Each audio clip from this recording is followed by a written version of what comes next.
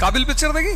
तुम्हारे मोजों की बदबू से तो कोई मुर्दा भी खड़ा हो जाए। तुम यार डेली, लड़की अंधी है तो तुम उसका डेली रेप करोगे, आगे तुम उसकी वाइफ को रेप करोगे, वो भी डेली। हमको छेड़ोगे, फिर हम तुमको इतना छेड़ेंगे कि तुम्हारी छेड़खानी की तमन्ना ही मर जाएगी। तुमको लगा था मास्टर है, क्या गाली देगा। इसी तो भ्रम में लोग रहते हैं। बचपन मतलब खेलना, जवानी मतलब युद्ध। पहला पीएम, दूसरा सीएम, तीसरा डीएम।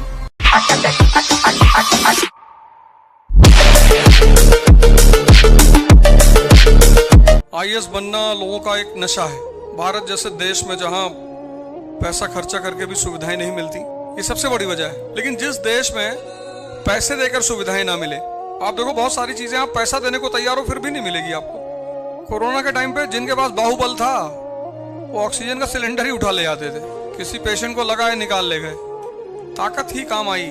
पॉपुलेशन इतनी ज्यादा है, 1 अरब 50 करोड़ पॉपुलेशन है। सेफ पैसेज है एक अच्छी जिंदगी जीने का, ऐसा कोई गारंटी नहीं है। लेकिन फिर भी पीएम, सीएम, उसके बाद डीएम, 3 ही पोस्ट है इंडिया में। पहला पीएम, दूसरा सीएम, तीसरा डीएम। जवानी चूंकि लड़ाई के लिए होती है, बचपन मतलब खेलना, जवानी मतलब युद्ध, बुढ़ापा मतलब मस्ती। हवाई जहाज खरीद लिया। अगर किसी बुजुर्ग को आप बहुत परेशान देखते हो, इसका मतलब कहीं ना कहीं उनका यूथ अच्छा नहीं रहा होगा, मतलब सही ढंग से वो अपनी जवानी नहीं उन्होंने व्यतीत किया है। क्योंकि बुढ़ापा लाइफ का बहुत अच्छा होना चाहिए। बचपना कैसा भी बीत जाए, जवानी कैसे भी बीत जाए, क्योंकि वहां पर आप फिजिकली कमजोर हो जाते हो, वहां तो दूसरा आपको चाहिए ही। तो अगर बुढ़ापा अच्छा जाएगा तो समझ लो जवानी बहुत अच्छे ढंग से व्यतीत की गई है, बैलेंस्ड, मैच्योर, समझदारी से। क्योंकि ऊर्जा खत्म होती रहती है, आदमी को पता नहीं चलता। बॉडी वीक होती रहती है, मन वीक होता रहता है, पता ही नहीं चलता आदमी को। तो जवानी वॉर करने के लिए, वॉर करने का टाइम होता है, बड़े बड़े गोल बनाने का टाइम होता है, बवाल करना, कब्जा करना। उसमें कभी कभार पार्क में भी बैठ लिए, वो भी जरूरी है। वो मिस कर गया तो खेल खत्म हो जाएगा। सब कुछ होना चाहिए जिंदगी में, सब कुछ, पर सब कुछ का बैलेंस। और आपके सब कुछ से किसी को दिक्कत नहीं होनी चाहिए। जैसे अगर मैं बदतमीज हूं तो बस उन्हीं लोगों के लिए हूं जो मुझसे करेंगे, लेकिन मैं हूं। पर मुझे आज तक जो अच्छे लोग, जैसे अब ये लोग हैं, कह दें कि भैया मेरे साथ की बदतमीजी, 3 साल से आ रहे पुणे, तो जो लड़के सब काम करते हैं इनसे कह दो अब 2 जने बदतमीजी की है, क्योंकि इन्होंने मेरे साथ नहीं की। इन्होंने हमें सर कहा, हमने इन्हें भैया कहा, और चीजें चलती रही। लेकिन इसका मतलब कि मैं नहीं हूं, मैं बहुत बड़ा हूं। तो जैसे ही कोई उस कैटेगरी का आदमी मेरे करीब आता है, तब उसको एहसास होता है कि तो बहुत बड़ा बदतमीज है यार। तो शुरुआत किसने की? शुरुआत तो आप ही ने की होगी, क्योंकि इतने सारे लोग मेरे अगल बगल रहते हैं, वो तो नहीं कहते। तुमको क्यों कहा, तुमने क्यों कहा कि गाली दे रहा था माँ बहन की? तो शुरुआत तुमने की होगी। तुमको 500 गाली आती है, मुझको 5 लाख आती है। तुमको लगा था मास्टर है, क्या गाली देगा। इसी तो भ्रम में लोग रहते हैं। हमारी बायोग्राफी लिखी जाएगी तो पहला 50 पन्ना लोग में कोमा में चले जाएंगे कि अरे भगवान ये, और मुझे उस पर प्राउड है। मतलब ऐसा थोड़ी कि मैं गिल्ट फील करता हूं कि मैंने किया। मुझे लगता है मैंने किया और कोई कर भी नहीं सकता था। परसों मैं अपने गांव में था तो मेरे एक भाई ने कहे तुम सुधरे नहीं। तो मैंने ड्राइवर को बुलाया, मैंने कहा तुम्हारे साथ बदतमीजी किया? कहा नहीं भैया। कितने साल से मेरे साथ हो? कहा भैया 8 साल से। हमने कहा पता तुमको क्यों डर लगता है? तुमको पता है कि तुम जैसे ही अदा बदलोगे उसका 50 गुना ज्यादा हमको छेड़ोगे, फिर हम तुमको इतना छेड़ेंगे कि तुम्हारी छेड़खानी की तमन्ना ही मर जाएगी। सब कुछ अपने अंदर रखो, बदमाशी, बदतमीजी, सब कुछ डिमांड पर सप्लाई करो। राक्षस कौन? जो बिना डिमांड के सप्लाई कर रहा है, वो राक्षस है। भगवान कौन? जो इन सब चीजों की सप्लाई करता है डिमांड पे। तुम्हारी वाइफ जा रही, किसी ने छेड़ दिया, डाल दिया तुमने, घुमा दिया हल्के से, तो वो डिमांड पे सप्लाई है। काबिल पिक्चर देखी? अंधा है भटनागर, तुम उसकी वाइफ को रेप करोगे, वो भी डेली। क्या मूवी बनाई सिस्टम पे, रॉटन सिस्टम। मैं तो पूरी देखने में, क्लिपिंग में देखा, मैं उसकी लास्ट सीन देखता हूं।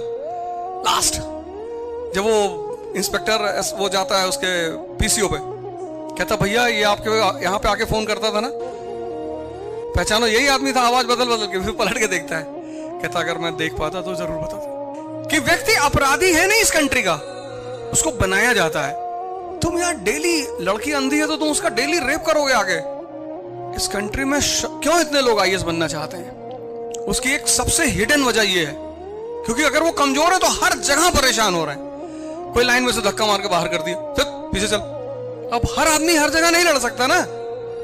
फिर वो जाके थाने में कह के आता है कि अब मैं खेल शुरू करने जा रहा हूं और तुम कुछ नहीं कर पाओगे। वो एक कहानी है इस देश के करप्ट सिस्टम की। उसमें कितना बढ़िया कमेंट किया है सॉक्स पे। कहता अगर तुम अपना जूता नहीं निकालते तो शायद तुम मरने से बच जाते। तुम्हारे मोजों की बदबू से तो कोई मुर्दा भी खड़ा हो जाए। क्या कमेंट है समाज के उस तबके पे। जूता 20,000 का पहने, मोजा 3 साल से एक ही पहन रहे। उनको पता है ना कि यार तैयारी तो सभी कर लेंगे पर लड़ सब नहीं पाएंगे। क्या जरूरत थी जयद्रथ को अर्जुन को जलते हुए देखने की? मैं तो होता मना कर देता।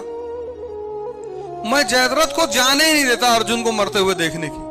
आगे आग खड़े हो देख रहे हो। जब तुम्हें पता है कि उस साइड में एक खतरनाक आदमी है। भाई जयद्रथ ने अभिमन्यु को मारा, अर्जुन ने कसम ली कि कल सूरज डूबने तक अब जयद्रथ को मार दूंगा।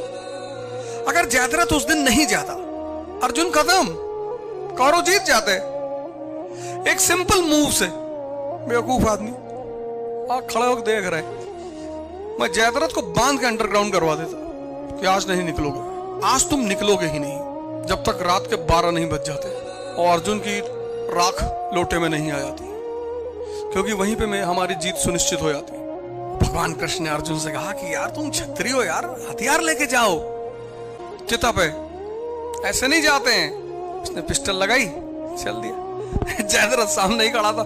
जैसे वो चिता पे पहुंचा सूरज चमकने लगा।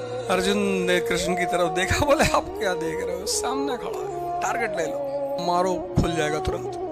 पढ़ाने वालों में और जिताने वालों में फर्क होता है। जितना और कोई रास्ता है नहीं, है ही नहीं, है ही नहीं। मतलब अगर होती तो मैं अपने बच्चों को दूर नहीं रखता अपने से। और कोई रास्ता ही नहीं है। तुम चाहते हो कि तुम सॉलिड से लिक्विड बन जाओ तो गलाना पड़ेगा, और फिर चाहते हो लिक्विड से गैस बन जाओ तो और गलाना पड़ेगा। आज मोदी जी गैस फॉर्म में है। कितना टेम्परेचर दिया होगा अपने आप को उन्होंने, कितना टेम्परेचर उस आदमी ने अपने आप को दिया होगा। इसी चीज पे तो मैं उनको बहुत अप्रिशिएट करता हूँ। लोग कहते हैं भाजपा से चुनाव लड़ने जा रहा हूं। मैं कभी नहीं लड़ूंगा भाजपा से। मैं वडोदरा छात्र संघ अटेंड कर रहा था, मंच से मैंने कहा मैं भाजपा से चुनाव। एक आदमी ने पूछा आप भाजपा से चुनाव लड़ रहे हैं? मैंने इंडिपेंडेंट। भाजपा के साथ चुनाव लड़ने का मतलब यह है कि आप यस सर नो सर बोलना पड़ेगा आपको हमेशा। मिस्टर ओझा गुड मॉर्निंग सर। ना हो पाएगा भैया। माता जी का नहीं किया, टीचरों का नहीं किया, कभी ना मार खाए, अब जाके नहीं हो पाएगा। दुनिया की सबसे बड़ी मौज है अपने में जीने का, अपने में जीने का। जाओ क्या कर लोगे मेरा। पहली बार गमछा पहने तो लोग हंसने लगे। देखना बेटा एक दिन तुम्हारे बच्चे गमछा पहनेंगे। इतनी धारा पैदा कर दूंगा मैं कि people will be proud of wearing गमछा।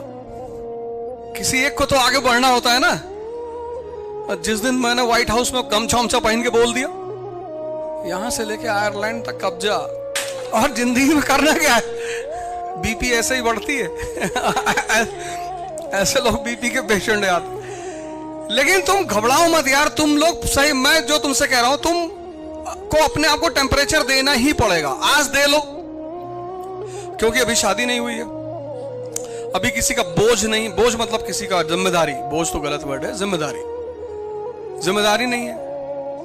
कल शादी करोगे, एक समझौता किसी से करोगे कि हम आओ मिलकर एक फैमिली की यूनिट बनाएं, तो किसी को अपने साथ लाओगे तो जिम्मेदारी बढ़ेगी।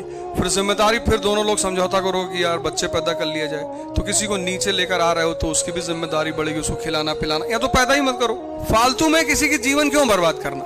फालतू में, अगर आप चाहते हो कि आपके ऊपर कोई बर्डन ना हो, आप मस्त रहें, ठीक है मस्त रहो जवानी भर। 50 के बाद जब ऐसे ऐसे हिलोगे, आज के लोग कैसे कि we don't want any responsibility and we want to be free. कब तक? 40 तक, 50, फिर बुढ़ापा आएगा। इन लोगों के चक्कर में पड़ना फालतू के। गृहस्थ आश्रम बहुत प्यारा आश्रम है। शादी करो तो पूरा उसका जो मोटिव है, उसका जो ऑब्जेक्टिव है, तुम जब बुजुर्गों की सेवा करोगे तो ठीक है, बुजुर्ग बोलते ज्यादा है, वो एक मानी सी बात है, अनुभव ज्यादा है तो बोलेंगे ज्यादा, कोई बात नहीं। घर पे था 2 बजे रात तक मेरे पिताजी मुझसे बात करते रहे, एक से एक कहानी सुनाते रहे, ये वो फलाना, सुनते रहे बैठ के। ठीक है, बुजुर्गों को बोलना ज्यादा होता है, अनुभव ज्यादा है ना, तो उनको एक कंपनी चाहिए होती है, इसलिए बुजुर्ग और बच्चे की बहुत पटती, क्योंकि दोनों ज्यादा बोलते हैं।